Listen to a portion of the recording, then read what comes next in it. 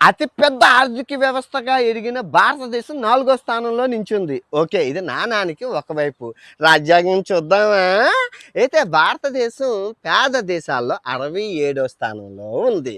తర్వాత తలసరి ఆదాయం చూసుకుంటే 125వ స్థానంలో ఉంది. అంతే కదా! ఇప్పుడు జీడీపీ పెరిగితే అదానీ గారు, అంబానీ గారు ఆనందపడతారు గానీ నాకేటి?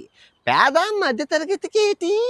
ఓకే. నీకు ఎగ్జాంపుల్ చెప్తాను. ఇప్పుడు ఇదే మనం జపాన్ ఓవర్‌టేక్ చేసాం. జపాన్ ఫోటో చూడు. ఈ జపాన్ షిప్‌లో $4 ట్రిలియన్ జీడీపీతో నలుగురు ఎంత ఆనందంగా ఉన్నారు.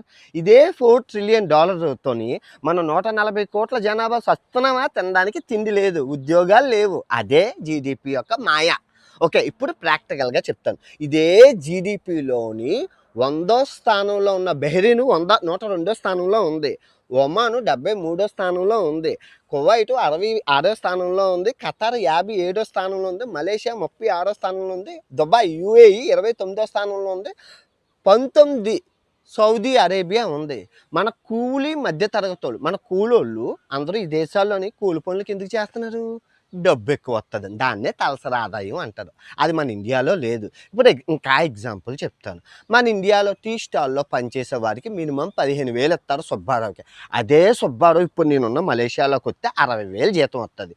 ఈ 60,000లోని 20,000 ఖర్చులు పోగు చేసి 40,000 ఇంటికి పంపిస్తున్నారా? ఇండియాలో నువ్వు ఆ ఖర్చులన్నీ పోతే అదికి 5,000 మిగులుతాయి. కానీ నువ్వు అనొచ్చు మళ్ళీని ఇక్కడ కాస్ట్ ఆఫ్ లివింగ్ ఎక్కువేమో అని. ఎవరు చెప్పారో? ప్రపంచ దేశాలన్నీ సవగ్గా తిరుగునని. మన ఇండియా కన్నా ప్రపంచ దేశాల సవక. ఫర్ ఎగ్జాంపుల్ ఇప్పుడు ఇదే సుబ్బారావు, ఇదే కూలోడు ఇక్కడి నుంచి పక్కన ఉన్న సింగపూర్కి $1,200 వెళ్ళగలరు ఫిబ్రవరి 5వ తారీఖున. అదే సుబ్బారావు ఇండియాలో ఉంటే అదే ఫిబ్రవరి 5వ తారీఖున 5,000 ఇండియా నుంచి ఎక్కడికి వెళ్ళాలన్నా ఫ్లైట్లో 5,000, 6,000 ఉంది. ఇక్కడ కాస్ట్ ఆఫ్ లివింగ్ తక్కువ ఎవరికి ఉంది?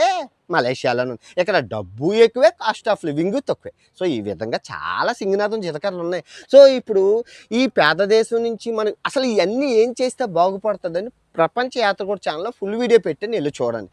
ఎగ్జాంపుల్ చెప్తాను. చేపలు ఇవ్వకండి. చేపల వల ఇవ్వండి. చేపలు ఇస్తాడు. ప్రతి సంవత్సరం చేపలు తీసుకొని ఓటు వేసేస్తాడు డబ్బులు తీసేసుకొని. అదే కనుక చేపల వల ఇచ్చామనుకో వెళ్ళేసి చేపలు పట్టేసి 10 చేపలు 2 చేపలు ఆడ తినేసి మిగతా 8 చేపలు విదేశాలకు అమ్మేసి మన డబ్బులు ఎదుగుతుంది. ఇలా సింగనాథం జీలకర్రలో చాలా చెప్పాను. ప్రపంచ యాత్రికుడు ఛానల్లో వెళ్ళి చూడండి. దయచేసి బత్తాయి మాటలు నమ్మకండి. బత్తాయిల మాటలు నమ్మే ఉంటే దేశం ఇంకా పెద్ద దేశం అయిపోద్ది.